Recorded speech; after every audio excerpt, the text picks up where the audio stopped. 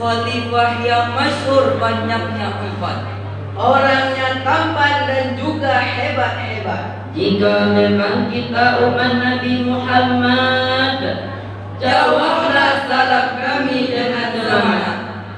Assalamualaikum warahmatullahi wabarakatuh.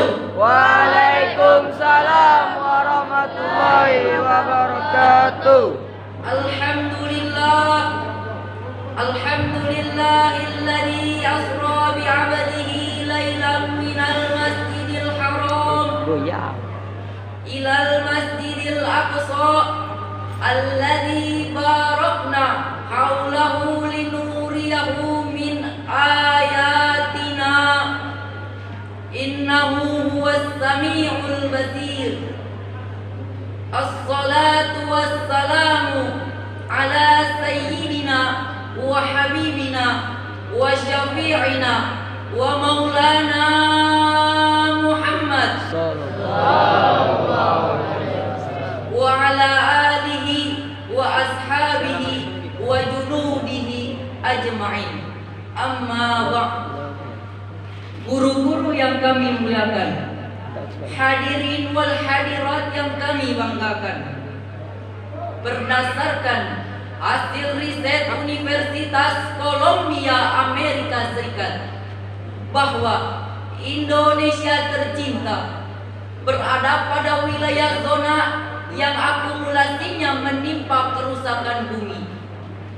Belum lagi krisis pemanasan global terus meninggi, mencairnya gunung es di Antartika terus terjadi, bahkan hampir pecah di seluruh belahan bumi, termasuk bumi pertiwi mengalami hujan api. Demikianlah pernyataan dalam sebuah krisis penelitian iklim dan lingkungan tahun 2020. Hadirin, kini bumi pertiwi kita menangis, putra putri menjerit bersedih hati, luka lara dan nestapa datang silih berganti. Keadaan ini diperparah lagi dengan munculnya musibah alam yang bertubi-tubi. Banjir menimpa negeri, longsor masih terus menjadi berita TV. Bahkan akhir-akhir ini kita digemparkan dengan munculnya istilah virus corona yang meluluh lantakan seluruh negeri, termasuk bumi pertiwi. Bahkan yang lebih mengerikan lagi, hadirin, Badan Nasional Penanggulangan Bencana mencatat di tahun 2020 saja terdapat 1.724 bencana melanda negeri yang mengakibatkan 3,7 juta warga harus mengungsi, ratusan miliaran merugi, kemiskinan dan kebodohan semakin bertambah tinggi, hingga 12.587 mati menghadap ilahi rabbi. Na'udzubillahi min dzalik. Lalu bagaimana cara sikap kita menghadapi hal tersebut? Sebagai jawabannya, membangun kesadaran untuk mencegah bencana adalah tema yang akan kami uraikan kali ini dengan landasan Al-Quran, Surah Ar-Rum ayat 41.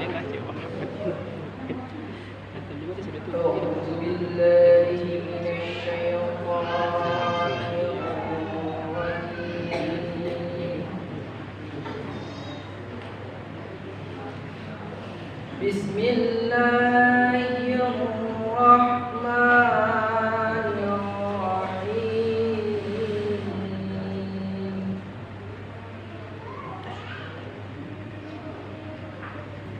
Zaharal fasadu fil barri wal bahri bima kasabat aydin nas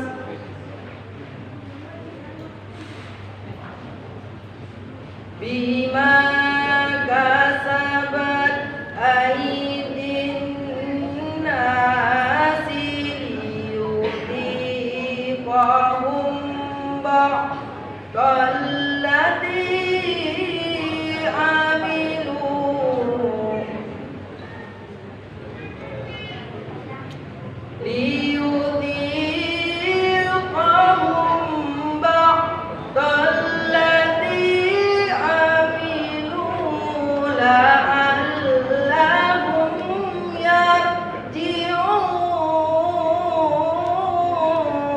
yang artinya aku berlindung di bawah kekuasaan Allah dari godaan syaitan yang terkutuk dengan menyebut namamu ya Allah yang maha pengasih lagi maha penyayang. Telah nampak kerusakan di darat maupun di laut disebabkan oleh tangan manusia. Oleh karena itu Allah merasakan kepada mereka sebagian dari apa yang mereka perbuat agar mereka kembali ke jalan yang benar. Hadirin yang dimuliakan Allah, menurut kajian ilmu balaghah, firman Allah tadi termasuk dalam Qobari yang diisyaratkan dengan kalimat zaharal fasad, yang artinya telah nampak kerusakan. Sedangkan yang dimaksud al-fasad adalah keluarnya sesuatu dari keseimbangan, baik itu sedikit maupun banyak.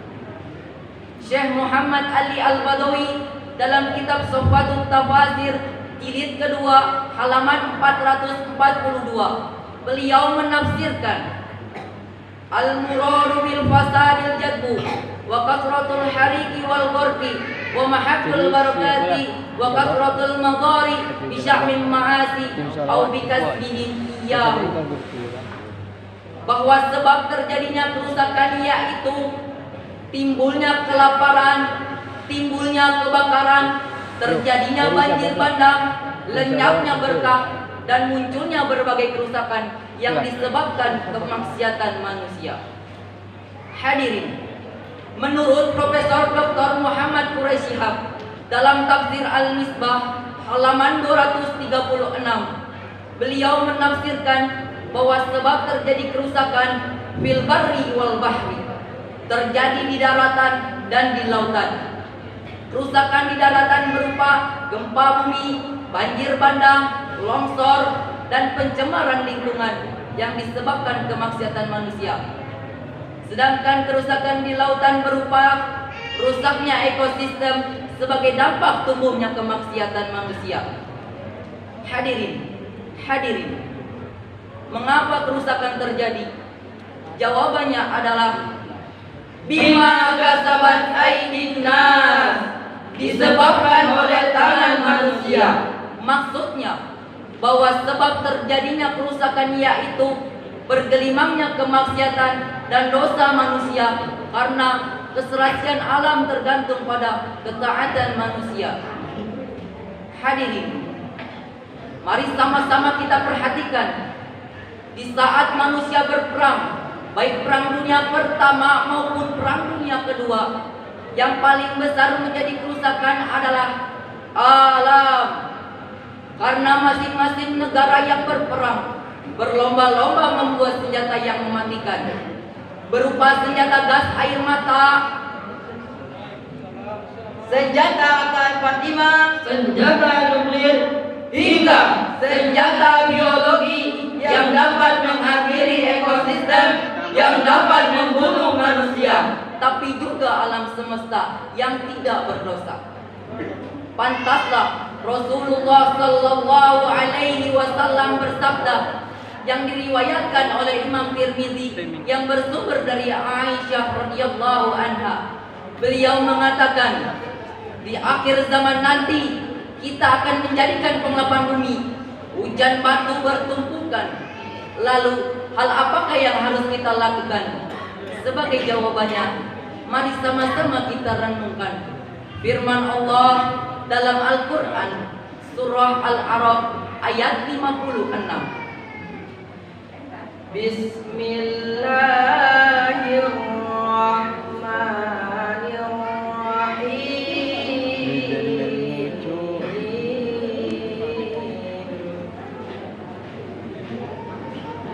Wala tufsidu fil ardi ba'da islahiha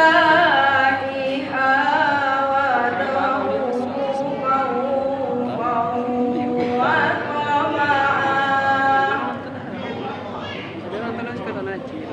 Inna rahmatallahi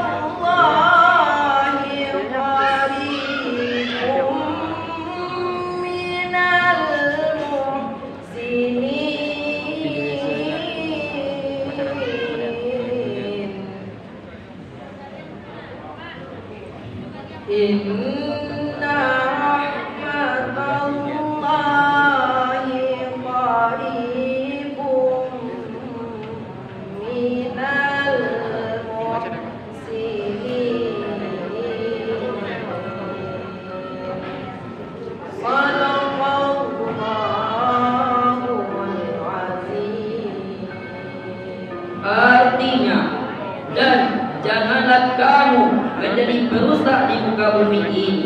Sesudah Allah memperbaikinya, tapi berdoalah kepada Allah dengan penuh pengharapan dan ketakutan. Sungguh rahmat Allah amat dekat kepada orang-orang yang berbuat baik. Maha benar Allah yang maha agung atas segala firman. Hadirin yang dimuliakan Allah, lantunan ayat tersebut merupakan pencegahan bencana. Setidaknya ada dua hal yang harus kita lakukan. Yang pertama, untuk seluruh rakyat Indonesia, para perusak alam, janganlah kalian merusak alam dengan kemaksiatan dan mengajak kepada selain Allah.